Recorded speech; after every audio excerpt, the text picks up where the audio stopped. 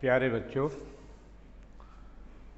मैं महेश चंद शर्मा कृष्णा बाल विद्या मंदिर इंटर कॉलेज मंगूपुरा विद्यालय कक्षा एकादश विषय हिंदी के अंतर्गत संस्कृत दर्शिका का हिमालय का पाठ, इसके संस्कृत गद्यांशों पर दृष्टिपात करेंगे और उसके भाषा सौष्ठव तथा हिंदी अनुवाद को सुनेंगे।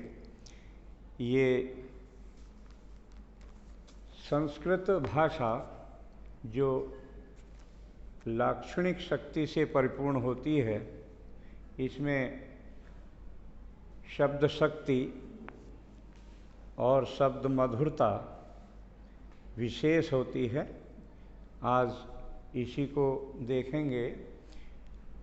प्रथम गद्यांश के रूप में,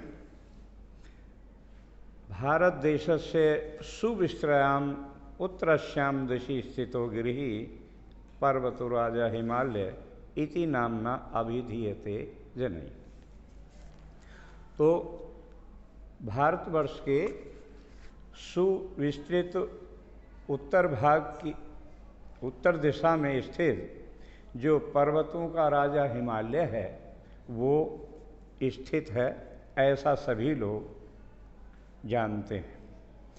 अस्य मोहच्चानि शिखराणि जगत सर्वानपि पर्वतान जयंती। इस पर्वत की ऊंची ऊंची चोटियाँ जो शिखर हैं, वो संसार में सब पर्वतों से ऊंचे हैं। अतएव लोकायनम पर्वतराजम कथयन्ति। इसी कारण इस पर्वत को पर्वतों का राजा कहा जाता है। अश्योन्नतानि शिखराणि सदैव हिमयी आच्छादनानि तिष्ठन्ति।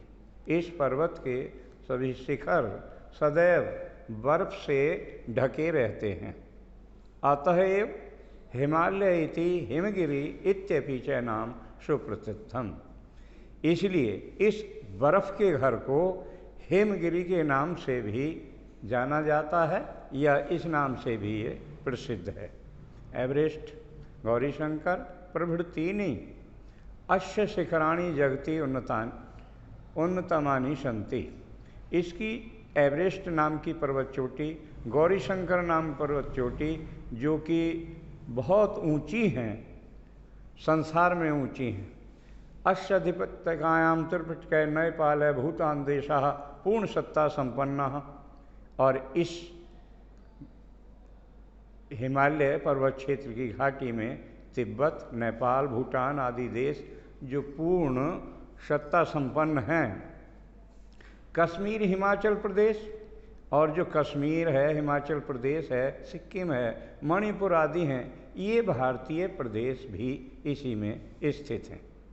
उत्तर भारत से पर्वतीय भागों उत्तर भारत के पर्वतीय भागों में भी हिमालय प्रांत स्थिति, जो हिमालय की तलहटी में ही सब स्थित हैं।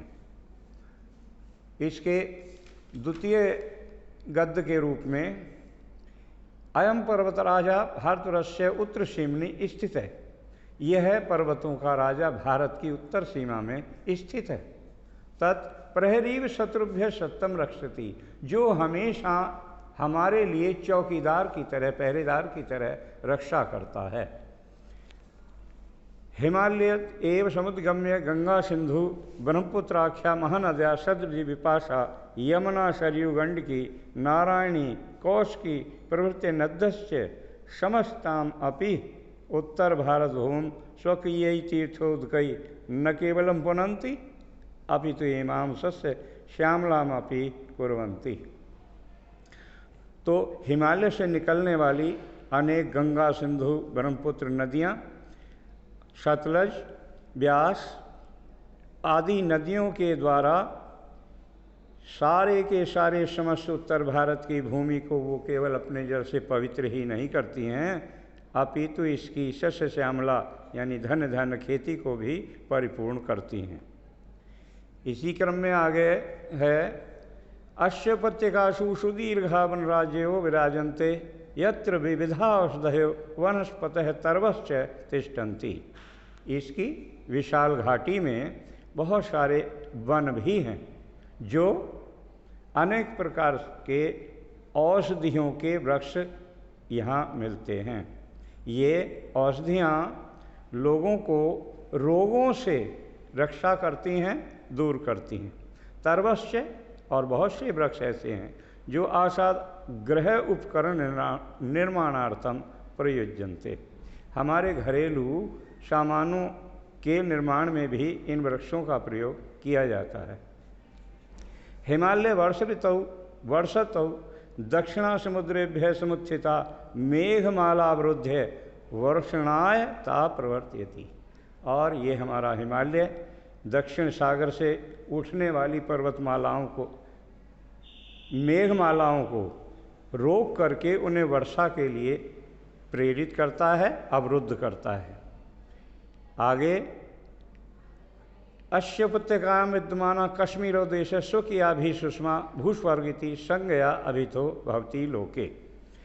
इसकी ही घाटी में विद्यमान कश्मीर देश जो हमारी लिए सुषमा का घर है, सुंदरता का खजाना है, उसको पृथ्वी का स्वर्ग भी कहा जाता है, जो संसार में प्रसिद्ध है। ततश्च पूर्वश्याम दिशिष्टः कियः देशो देवभूमि नामना। पूर्व की स्थिति में ये किन्नर देश है जिसे देवभूमि के नाम से जाना जाता है, और ये प्राचीन साहित्य में हमारे प्रसिद्ध भी है। अद्यापि कुल्लू घाटी की नामना प्रसिद्धोयम, जिसे आज हम कुल्लू घाटी के नाम से जानते हैं। रमणीयतया केशाम मनो न हरति। ये सुंदर स्थान किसको आकर्षित नहीं करते, अर्थात ये सबको सुंदर लगते हैं। शिमला, देहरादून, मसूरी, नैनीताल प्रभृतिनी, ये शिमला, मसूरी, नैनीताल, देहरादून आदि जो नगर हैं, देश से संपन्नान जनान ग्रीष्म ऋतु बलादेव भ्रमणाय आकर्षयन्ति। ये सारे के सारे शहर जो अपनी सुंदरता के लिए धनवान व्यक्तियों को गर्मी की ऋतु में भ्रमण करने के लिए अपनी ओर आकर्षित करते रहते हैं। एभ्यो पूर्वस्मिन् भागे अस्मित रमणीय प्रदेश है कामरूपतया। तो इसके पूर्व क्षेत्र में ही ये रमणीय प्रदेश है जिसे हम कामरूप के नाम से भी जानते हैं। अंत में अंतिम पैराग्राफ को देखेंगे। अश्यव कंद्रासु तपस्यन्ते अनेके ऋषियो मुनिश्च पराम सिद्धिम प्राप्तवन्तः। इस हिमालय की घाटी में ही तपस्या करते हुए बहुत से ऋषि मुनियों ने श्रेष्ठ सिद्धि को प्राप्त किया है। अश्य सिद्धिम तत्वम विलोक्य, और इसके सिद्धि तत्व को देख करके ही इस पर्वतों की घाटियों में संगम पर न जाने कितने ब्रह्म को जानने वाले पैदा हुए हैं या सिद्धि को प्राप्त किया है। ऐसा कहते हुए वैदिक ऋषि के महत्व को स्वीकार किया है।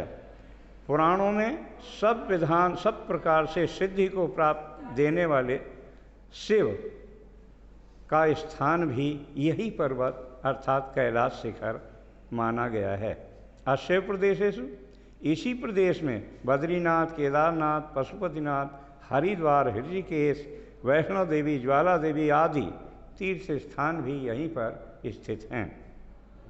अतएव पर्वतोयम हिमालय, ये हिमालय पर्वत हमारे रक्षा करने के द्वारा, पालकतया के द्वारा, पालन पोषण के द्वारा, सर्व औषधि बीज और सब प्रकार से दवाओं की रक्षा करने के द्वारा, सर्व सिद्धि देने के द्वारा भारतीयों में, भारत के लोगों में बहुत अधिक माननीय है, सम्माननीय है। धन्यवाद।